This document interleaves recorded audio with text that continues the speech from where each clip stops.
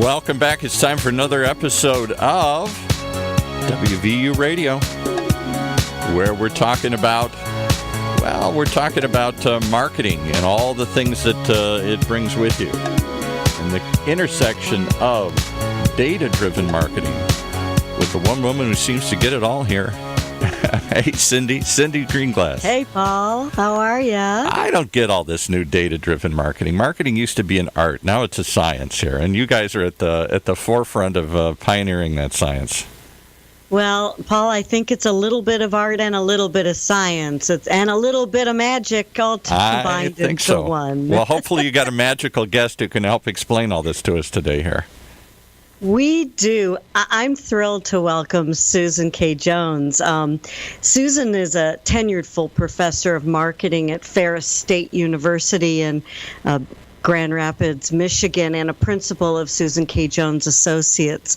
She teaches direct marketing, digital marketing, advertising, and B2B classes at Ferris State, and her practice focuses on corporate training and seminars in direct and interactive marketing.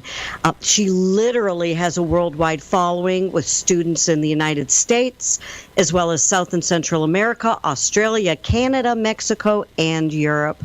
Susan has co-authored more than 25 books, and she's been honored by the Direct Marketing Education Foundation, the Chicago Association of Direct Marketing, West Michigan American Marketing Association.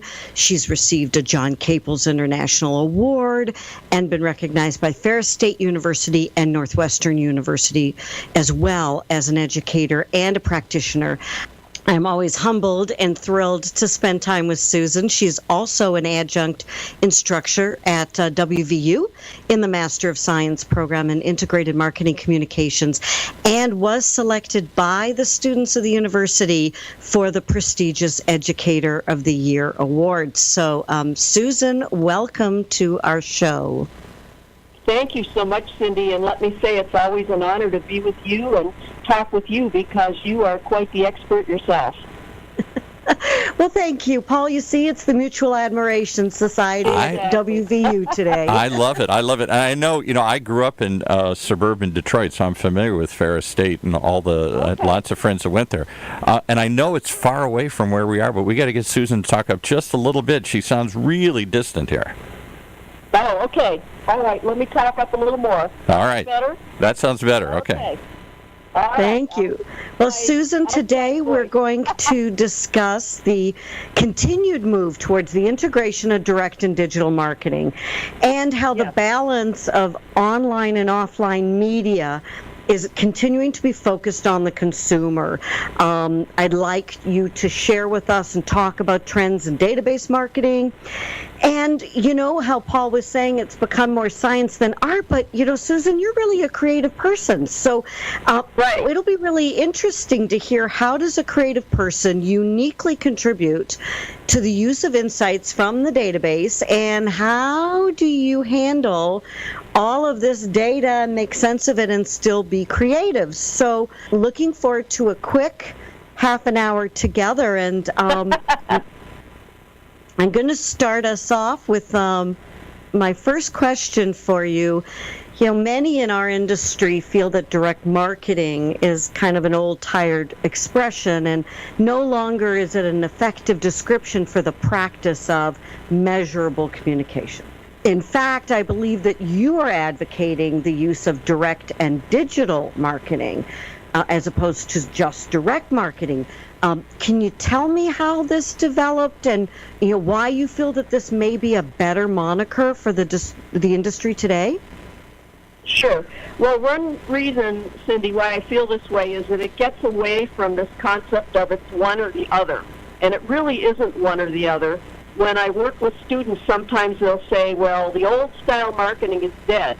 It is not dead. It's just used in a different way, perhaps, integrated with digital marketing. So for most of our campaigns, what we're going to be looking at is, where is the consumer? Where can we find the consumer?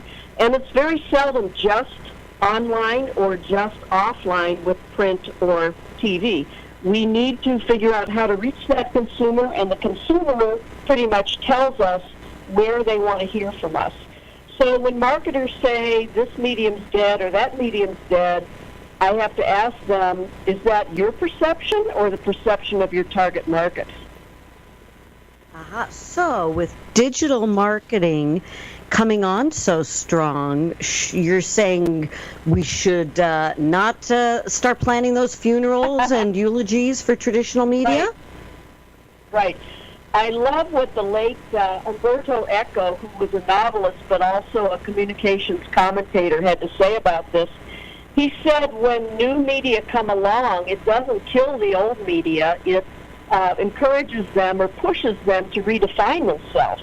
So when we think about the history of arts and communications, when photography came along, it certainly did not keep people from doing oil paintings. And when film came along, it did not keep people from staging stage plays or attending stage plays. People really thought that TV would kill radio, but it really hasn't. It has redefined radio. And we see the same thing happening with digital marketing taking its own niche and redefining what we do with traditional media. So as an example, with TV, many more marketers are sending people online. So they will say, go to this URL or even better, the specific landing page, and you're going to see something that takes this conversation further. Or the same thing with direct mail. We don't have to send out, in many cases, a huge package anymore. We can send out a big postcard that says, here's all the sizzle about this. Now go online and you're going to see much, much more on our website. The other thing I would say is that even though newspaper circulations are way down, newspapers now can be used in a way that direct marketers like, which is it's more of a focus medium because most of your readers are aged 50 plus. Young people may not read a daily paper, but I'm 50 plus. I won't tell you how much more than 50 plus. And I grew up reading the newspaper, so I read the newspaper every day and I see those ads. I do notice that a lot more of the ads are for assisted living and new kinds of bathrooms and, that kind of thing. That's who's reading the newspaper. The newspaper's not dead, it's just redefining. And the same thing with magazines. People will say, oh, magazines are dead. But if you go into a major bookstore, you see aisles of very focused magazines, highly targeted magazines in all kinds of areas. So if you look at skiing, we have skiing and snowboarding magazines, for example. Or if you're interested in decorating, you've got country living, Victorian living, modern, contemporary, low-end, high-end. And direct marketers love these because they are narrow niches, and while there may not be huge circulations, everyone who's reading those magazines is really into that subject. So I would say, and let me also mention catalogs. There are several examples where people actually admitted that this happened. They decided as marketers, we're not going to have to use catalogs anymore because we'll just assume everybody's going to go online. Well, the silence was deafening on their websites, and they realized that catalogs still serve a great purpose.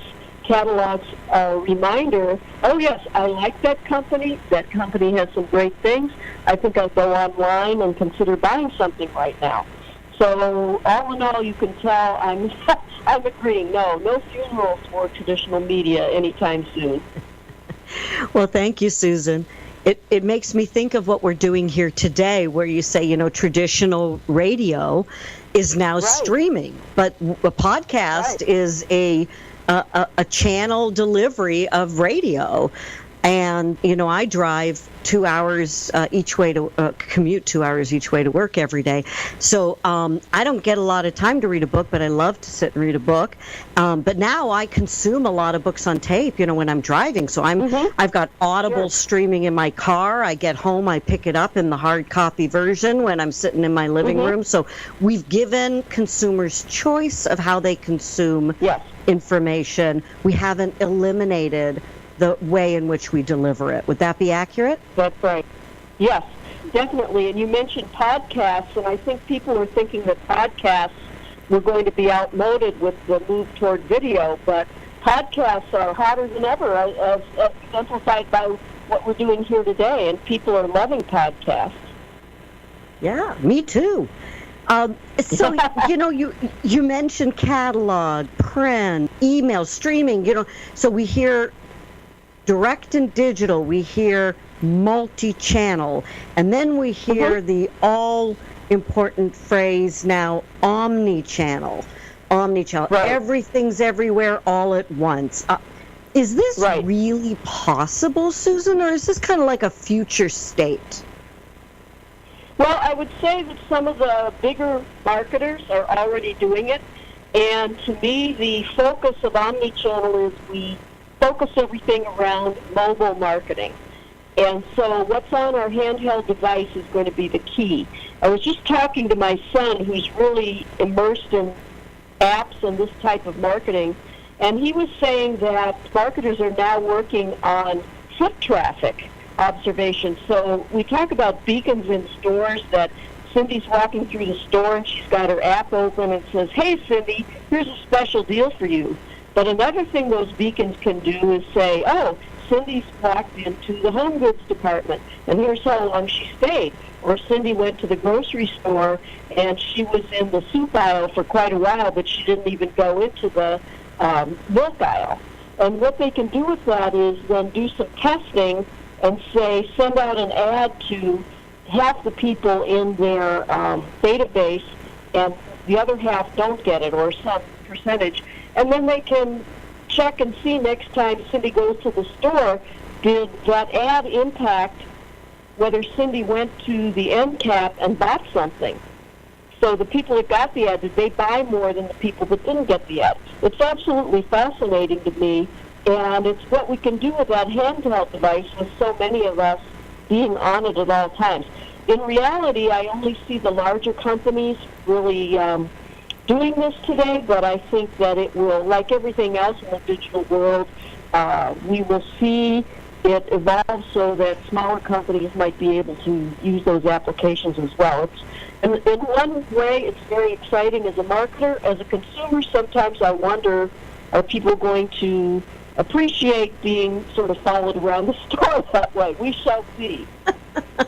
Yeah, it reminds me of, now I'm going to kind of show a little bit of my age here. It reminds me of a Tom Cruise movie. Do you remember that movie? Yeah. I can't remember the name of it now, where he's running, he's being chased. Yeah, he's walking through areas and he's seeing ads that are just for him. Yes, yes. Yes, Minority Report. That's what I think. Minority Report. And it's kind of scary, right? Look creepy. They're like, Tom, those pants you just bought are on sale. I remember thinking that's never going to happen. And here we are. We're living that reality. So we're going to take a quick break in about a minute. But before we do, I want to just pose a question and give you a chance to think about it while we are on break and hand it back to Paul. You come from a creative background, but you teach subjects that revolve around robust databases, analytics, pretty heady scientific stuff. How do your creative skills help you to use information from databases, and how is it that you can do left brain and right brain? So I want you to think about that, and when we come back from break, I'd like you to address that. I will. All right, while they're pondering those heady questions here, we're going to remind you, as always, that marketing is more than just ads and press releases. That's certainly what we're talking about today. Marketing is about building relationships. And if you're looking to build relationships with other marketing professionals, there is a place. West Virginia University's conference in Morgantown, West Virginia, coming up real shortly, August 1st through 4th this summer. It's called Integrate, and it's a network and learning experience where you can hear speakers representing large and innovative organizations like Cisco and Facebook, as well as agencies like Cappuccino and Fujikato. Pretty simple to find out more. Just go to the website integrate.wvu for West Virginia University. Integrate.wvu.edu. That's integrate.wvu.edu. And while you're there, you might also want to wander around the website and learn more about West Virginia University's online data marketing communications program. It's the first graduate program to focus on data's impact on marketing communications. It sits right at the intersection that we're talking about today between new media models and new data streams and traditional media and methodologies. You can learn innovative strategies from award-winning faculty like the people we're talking to today as you shape the future of marketing.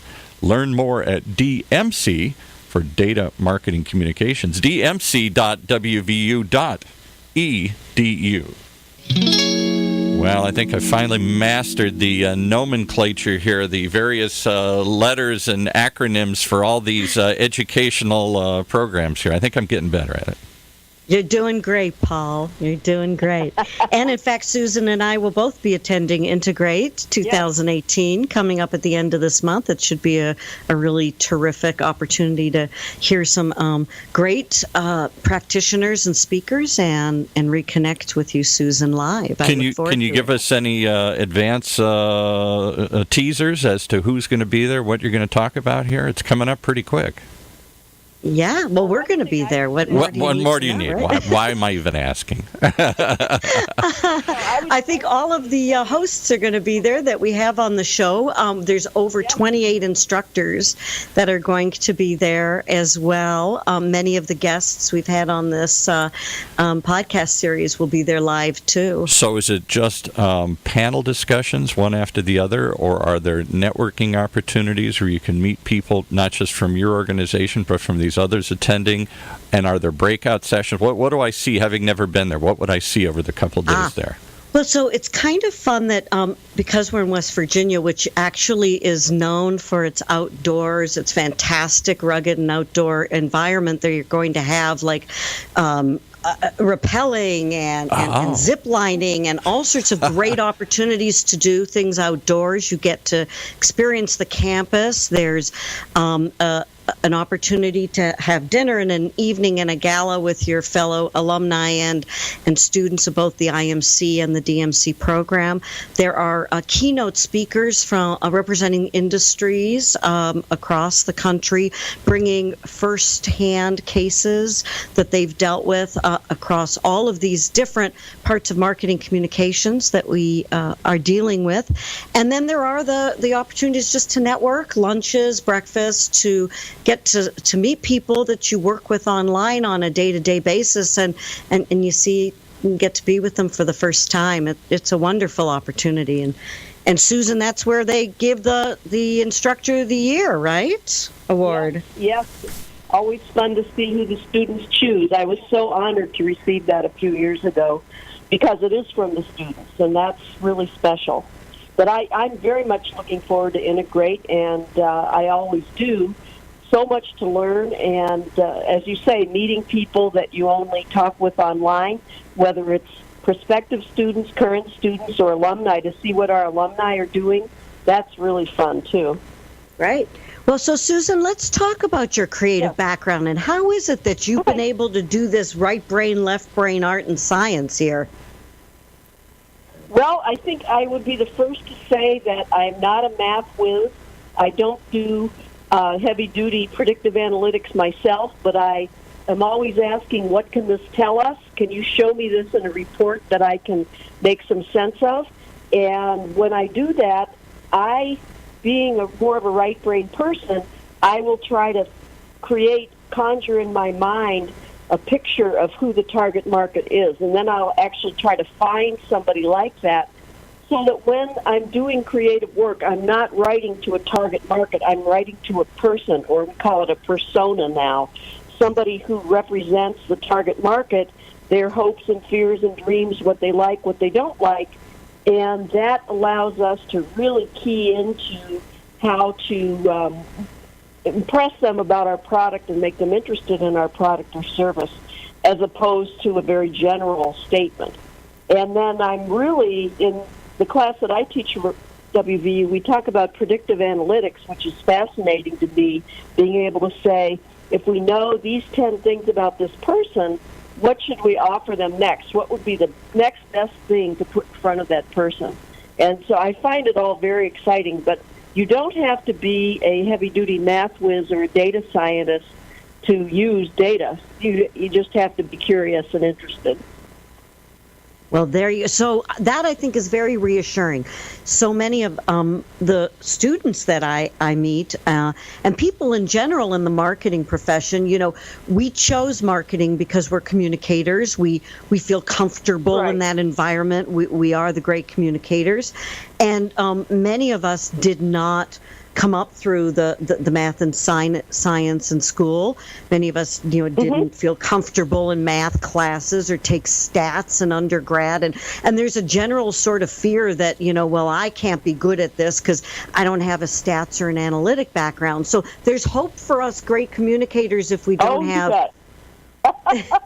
I would say you do a wonderful job of this, Cyndi. You're somebody that I remember your talk about big data and how to make sense about big data, and I thought you were pretty good with the data yourself there. Well, thank you, Susan. So, database marketing these days, databases, they're pretty complex with all the data, talking about big data. There's so much data that's coming in, not only the complexity of it, the cost and expense of it, the need to have people who know how to deal with it and think about it. Can small companies and companies that aren't the big behemoths, they're not, Intel and Facebook, can they afford to develop and use databases and big data, or is it just for the big guys? Well, I think they can't afford not to at this point. If you even look at some of the local coffee shops and sandwich shops, they are using a swipe card or a login with a phone number so that they're not just counting how many sandwiches did we sell today, but they can look in and see, okay, Susan's come 10 times and she always bought this sandwich. She comes on Thursdays but not on Mondays, all those types of things. And it's so much more helpful than just having a little punch card. There's still a number of companies that are just using a punch card, and they say, bring in your card, and you do buy 10 of whatever, we're going to give you one free. But how much more helpful would it be to know all that information about the person, not just that they bought 10 times, but what days did they buy, what type of thing did they buy? Did they only go to one store? Did they go to multiple stores? And this is all pretty affordable. I would suggest that anybody that's interested in that, and I don't get a kickback from this company, but I would say Salesforce.com, they are able to help people even with they're pretty small businesses to use a customer relationship management program and to help them really organize their data and be able to talk more intelligently and specifically to their customers. So the answer is small businesses, you should definitely look into it. Great. Very good advice. We use Salesforce here, and it's pretty intuitive. And now we're talking data. I would be remiss if I didn't bring up, I call it the four-letter word of the ages right now, and that would be GDPR, which is on everybody's mind these days. But GDPR, which in Europe mandates people's right to be forgotten. It mandates how we handle and work with data. It legislates and penalizes companies. It's really scary for it's created a great deal of concern for marketers. Granted, right now it's in Europe, but because it's happening in Europe, is it coming? Is it coming this way across the ocean? And should we be afraid of it? I would say, I was in Europe when GDPR went into effect in May. And I will say that there's certain, any company, any U.S.-based company that wants to do business in Europe has to conform with GDPR already. So I remember reading that the New York Times had not conformed, and therefore nobody in Europe could see that newspaper until they did conform to these laws. And right around the time that GDPR went into effect in Europe, every site I would go to would be popping up and saying, do you accept cookies? Do you know what cookies are? Will you accept our privacy policies? Here they are. And you couldn't get into the site until you did that, which is part of what GDPR mandates.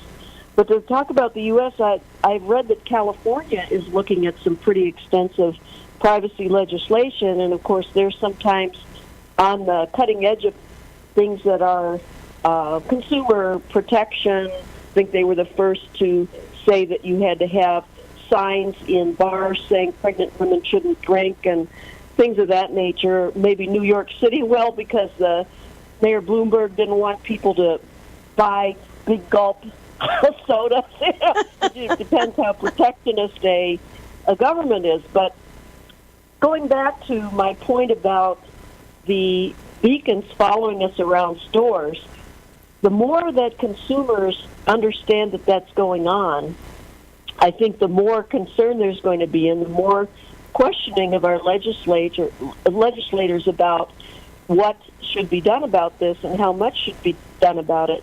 I have been informed that American Express is thinking about providing specific information on what its customers buy to other businesses. And that, to me, I mean, correct me if I'm wrong, Cyndi, but it was always sort of a pledge that credit card companies would not tell others exactly what we bought. They might use that information themselves, but now it seems like that might be up for grabs. So I think my short answer is the more daring marketers get, the more I think consumers are going to be saying, wait a minute, I want to opt into this or opt out of it.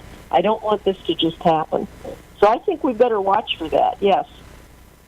Yeah, Susan, I agree with you, and my feeling on it with you as well, and others in the industry is if you self-regulate and you're careful and you're mindful, and you appreciate that we have the privilege of having a dialogue and engagement with our customers, but we cannot abuse the privilege in the relationship. Right. And if we self-regulate and we're respectful of people's trust and privacy, then we'll be fine. But if we don't, then, caveat emptor, right? We may be legislated out of this business. So we all better be careful and understand that we have an obligation and a responsibility in this area. So we're going to be wrapping up here. Susan, I do want to congratulate you on 10 years at WVU. Congratulations. Thank you. Have many raving fans. I am just one of a plethora of fellow students who have had the great good fortune to have had you as a professor. And I hope that, there's 10 more years and you just keep it coming. Okay, well, that would be my plan, Cyndi, and I look forward to seeing you the 1st of August. See you August 1st in West Virginia. Yeah, that's right. All right, back to you, Paul. You've been listening to another episode of WVU Marketing Communications, brought to you live right here on the Funnel Radio channel for at-work listeners like you.